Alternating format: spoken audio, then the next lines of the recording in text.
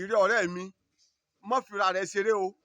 Ànábì wa Muhammad sallallahu alayhi wa sallam ó ní tí ààrẹ bá ti pé 20 títí táwọn yóò fi parí, ó lè jẹ́ 29 tàbí kó jẹ́ 30 gẹ́rẹ́gẹ́rẹ́. Àdúrà tá a máa ṣe leléyìí, ọ̀dà ká mọ́ o bá a jẹ́ ṣe ń wo fídíò yìí, ẹ jẹ́ ká gbìyànjú ká fi ṣọwọ́ sí àwọn aya wa, ká fi ṣọwọ́ sí àwọn ọmọ wa, ká fi ṣọwọ́ sí àwọn mọ̀lẹ́bí wa, àwọn ọ̀rẹ́ wa lórí ìkànnì Imam Olúwakẹ́mi TV. Ẹ jẹ́ ká share ká lè bá tún gbaládá níwájú ọba Allah.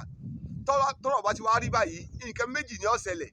Nǹkan àkọ́kọ́ tí ó kọ́kọ́ ṣẹlẹ̀ ni wípé a lẹ́tọ̀ọ́ láti lọ sí itikaf, ìyẹn láti lọ ṣe ìkóradúró ní ilé Ọlọ́run ọba. Kí la máa ṣe ń bẹ̀? Mo ti sọ tí wọ́n tún sọ pé a kóradúró síbẹ̀, a máa ṣe tilawatul Quran, ìyẹn là ń pè ní recitation of the glorious Quran. Ẹlẹ́ẹ̀kejì òun nawafil, ìyẹn làwọn olóyìnbó pè ní supplicatory prayer. Ẹlẹ́ẹ̀kẹta òun ni askar tá à ń pè ní remembrance of Almighty Allah.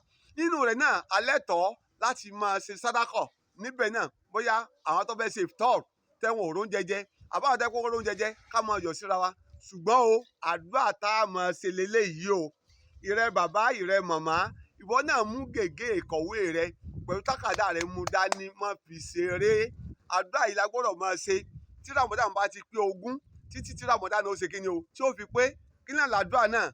Èmi tí mò ń bá yín sọ̀rọ̀ mo lẹ́tọ̀ọ́ láti kọ́ nípa ìmọ̀ bó mo ti fẹ́ máa dúrà yìí. Ẹ̀yin tẹ́ ń gbọ́ mi, ẹ̀yin náà lẹ́tọ̀ọ́ bó ti fẹ́ máa dúrà yìí. Kí náà làdúrà náà ni pé ẹni bismillah ẹ tẹ́wọ́ báyìí ni o, tó pé ìmọ̀ tẹ́wọ́ yín síwájú Ọlọ́run ó tún jóore fún yín.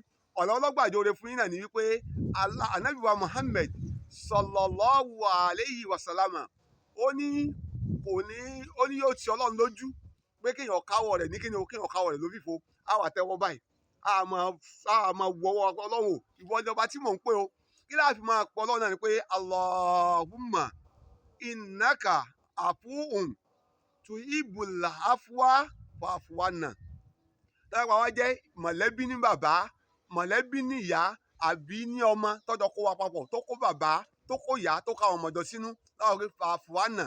Tẹ́ pé ìjàkà tèmi nìkan bá ní àbí ìjàkà yìí nìkan tẹ́ ń wò mí, òun tẹ́ mọ̀ sọ ni pé Allahumma innaka afuun tuhibbul afwa fa'fu anni.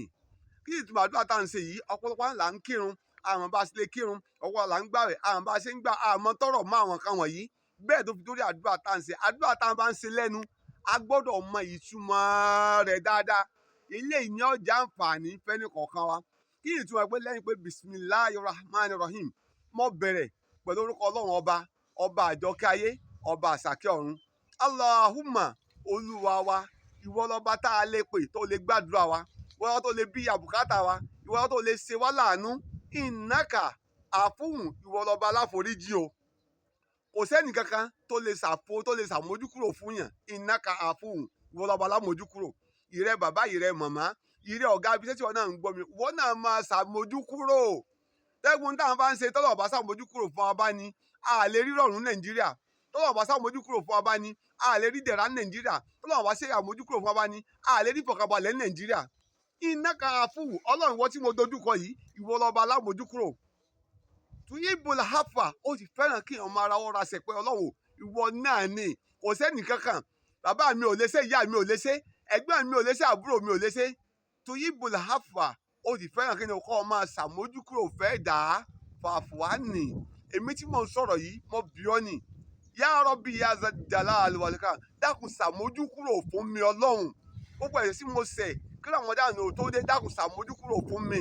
Èyí tí mo ṣẹ̀ nínú Ramadan, dákun ṣàmójúkúrò fún mi.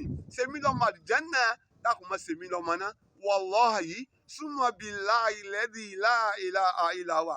Kò sẹ́nikẹ́ni tí ó máa ṣe àdúrà yìí, wallahi Ọlọ́run ṣe kí ni o, yóò ṣàforíjì fún rẹ̀ níbẹ̀. Torí pé tábà gbàgbé nínú hadith Ànábì wa Muhammad sallallahu alayhi wa sallam, ọjọ́ 9 tàbí 10 tó kù tí Ramadan fi parí, àsìkò yìí náà ní Lailatul Qadri o. Àsìkò yìí náà ní Lailatul Qadri o.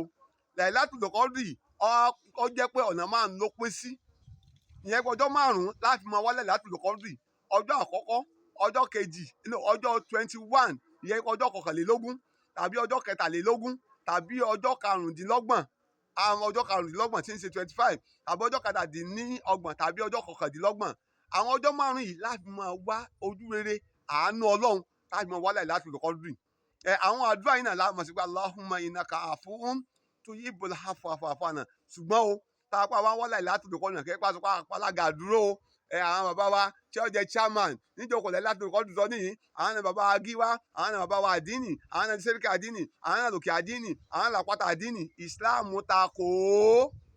ìsìláàmù takò ohun tó dáa tó rọrùn bẹ́ẹ̀ náà ni wípé tí a bẹ̀ sí Lailatul Qadri àwa àtàwọn aya wa àlejò kóra wa jọ lọ́jọ́ márùn-ún yìí láti on the 20 wo òru 21 láàmú wa fọlọ́hún ó bí ọ́ nì dákun fàánù rẹ gbà mí má fìyà rẹ jẹ mí dákun síjú àánú ẹ wò wá dákun má jẹ́ kí dààmú má jọ jẹ́ tiwọ́ Ọlọ́run ọba pẹ̀lú Allahumma innaka afuwun tuhibbul afwa fa'fu anna bí mo ti sọ túmọ̀ rẹ̀ síwájú àdúrà yẹn ọ̀yàtọ̀ mo rẹ́ pé dàkà àwọn nìkan bá ní ọlẹ́rọ̀ pé fa'fu anni ló fi máa parí àdúrà tiẹ̀ ọmọ ìyá mi tó ń wò mí tó ń gbọ́ mi má dára ẹ láàmú pàtàkì Lailatul Qadri òun náà ní kí èèyàn lójú rí Ọlọ́run ọba àwọn ọjọ́ kọ̀ọ̀kan tí mo sọ yìí àwọn màláíkà Ọlọ́run wọ́n mọ sọ̀kalẹ̀ sí sánmọ̀ ayé wọ́n mọ béèrè pé ta ní fẹ́ kí Ọlọ́run káwọn ò fún ta ní fẹ́ àánú Ọlọ́run káwọn ò fún ta ní ìfọ̀kànbalẹ̀ Ọlọ́run káwọn ò fún ta ní fẹ́ gbàdúrà Ọlọ́run káwọn ò fún ẹni tó bá ṣe déédéé àwọn màláíkà wọ̀nyí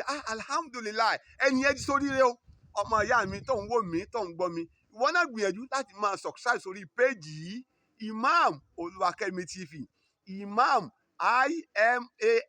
Imam Olúwakẹ́mi TV gbìyànjú láti subscribe sórí péèjì lórí YouTube fóònù rẹ ẹ̀dẹ̀ kọ̀dẹ̀ tí mo tún share rẹ̀ fún gbogbo ayé bí wọn bá ti ń ṣe ìpè pàtàkì Lailatul Qadri òun náà kẹ́ pa kúra ajọ pé láìláìláìláìláwù káàmọ́ jójó dìdìrín ọlọ́run dákun mọ́jà àwọn òjòjò dìdìrín o àwọn táwọn sọ ìlànà tí wọ́n ń jójó dìdìrín àwọn tẹ́wọ̀n ọmọ tí wọ́n ṣe tí wọ́n mọ tí wọ́n gbé dání lójú ẹ̀lẹ̀ síta pẹ̀lú ògo tọ́lọ́run ọba ọlọ́run Ramadan ọdún yìí wọ́n sì lọ́kọ̀ òkúta gbàmọ́ láyé insha Allah Ramadan láti wákàtí ọ̀wọ̀ yìí lọ oore ọ̀tún oore ìdùnnú oore ayọ̀ tá à ń bẹ̀bẹ̀ ọlọ́mọṣà ìṣẹ́fẹ́ ní kọ̀ọ̀kan wa insha Allah Ramadan á sọ pé Rabbana atina fi dunya hasana wa fil akhirati hasana wa qina azaban nar Rabbana taqabbal minna innaka anta samiul alim pẹ̀lú ògo tọ́lọ́run ba orí ìdùnnú láàfi sọdún insha Allah wala hawla wala quwwata illa billah al aliyyil azim.